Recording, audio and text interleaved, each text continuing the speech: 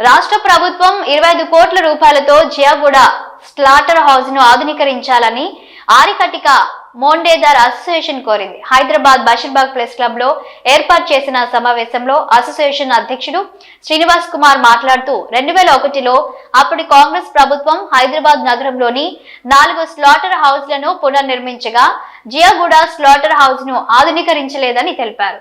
ఈ slaughter house పై 5,000 కుటుంబాలు ఆధారపడి జీవనం సాగిస్తున్నాయని, మాంసం మేకలను విక్రయిస్తూ జీవనోపాధి పొందుతున్నారని తెలిపారు.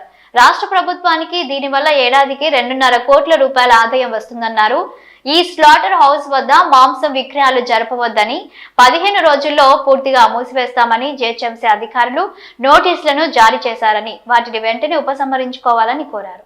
జియాగూడ స్లాటర్ హౌస్ ను ఆధునీకరిస్తే వేలాది కుటుంబాలు ఉపాధి పొందుతాయని, నాణ్యమైన మాంసం ప్రజలకు అందుతుందన్నారు. ముఖ్యమంత్రి రేవంత్ రెడ్డి స్పందించి జియాగూడ స్లాటర్ హౌస్ ఆధునీకరించడానికి నిధులు కేటాయించి పనులు ప్రారంభించాలని విజ్ఞప్తి చేశారు. जब स्लॉटर हाउस चलाना है तो गवर्नमेंट को आमदनी होना, फिर हम आमदनी दे रहे हैं, लीगल चला रहे, अभी भी चलाएंगे, कल भी चलाएंगे। हम तो अरे हमको हाई कोर्ट बोलिए इनको बना के दो, इलीगल कहीं को होते अपन अपना प्रोफेशनल है, अपन करके खा रहे हैं। ये नहीं तो हमारे समाज को दे दो, हम रेवेन्यू इतना दे देंगे। मुद्दा ये है, मंडी बंद करो, यहाँ बकरे कट रहे इलीगल, आके देख लो, आके देख लो जी। 24 साल से कोई कुछ क्या होता, क्योंकि ये जो हाइड्रा चल रही है इसको बर्दाश्त करो, उसके मतलब से नोटिस दिए होंगे।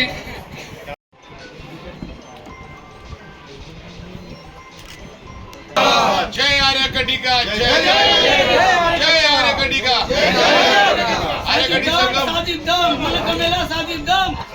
ఎలాంటి ఏం సౌకర్యం లేకుండా నేను జేవాడ మార్కెట్ ఆర్యకటి సంఘం అధ్యక్షుని కామ్లికా శ్రీనివాస్ మాట్లాడుతున్నా. మా గవర్నమెంట్ డిమాండ్ ఏముందంటే, సార్ ఇప్పటివరకు ఎన్నో గవర్నమెంట్ వచ్చినాయి పోయినాయి, కానీ మాకు ఒక జేవాడ కమిలా చేశారని ఇప్పటివరకు చేయలేరు.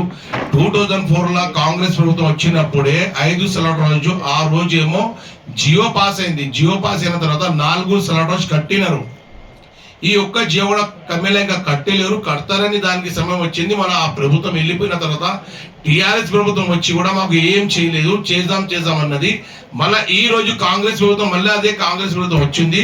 మాకు రేవంత్ రెడ్డి సార్తో చాలా ఆశలు ఉన్నాయి. ఆల్రెడీ మేము రేవంత్ రెడ్డి సార్ దగ్గర పోయి కలిసినాము. ఎలక్షన్ దగ్గర ముందు పోయి సార్ ఏమన్నారంటే, మాకు గెలిపియాలి, మేము సత్తాలు వచ్చినప్పుడు మీ జీవన మార్కెట్ మేము చేపిస్తామని సార్ మాకు హామీ ఇచ్చాడు. అదే విషయంలో ఈ రోజు మేము చర్చ చేస్తున్నాము. సార్ మీకు అదే మాట గుర్తింపు రావాలని మేము చెప్తున్నాం సార్, ఇది ప్రెస్ ద్వారా.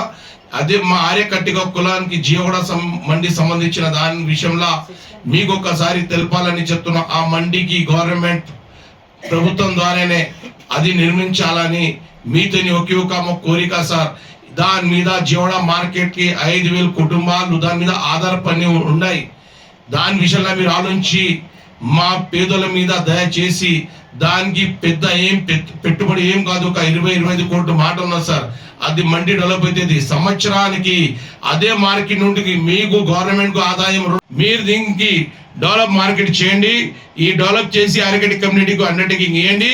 మేము మిమ్మల్ని రెవెన్యూ ఏం కావాలి సార్ దానికి మీరు డిసైడెడ్ చేయండి, చేస్తాం సార్. కానీ ఇవాళ మాకు ఆ ఇల్లీగల్ అనేది నోటీసులు ఇవ్వడం అది సరిగా కాదు సార్. ఈ మా ప్రొఫెషనల్, ఈ ప్రొఫెషనల్ అనేది ఎవరైనా ఇల్లీగల్ చెప్పగలరా సార్? మీరు ఎందుకు ఇల్లీగల్ అని చెప్తారు మీరు గవర్నమెంట్ వాళ్ళు? ఇల్లీగల్ అనేది అలాంటి ఏం లేదు. ఇల్లీగల్ అంటే దేని గురించి అంటారు? ఏదైనా వ్యాపారం గలత్ తరీకా నుండి ఉంటే ఏదైనా దానికి ఇల్లీగల్ అంటారు. కానీ మేము చేసే మా ప్రొఫెషనల్ బిజినెస్ కి మీరు ఇల్లీగల్ అని చెప్తున్నారు, అది చాలా తప్పు. ఏ చట్టంలో కూడా లేదు.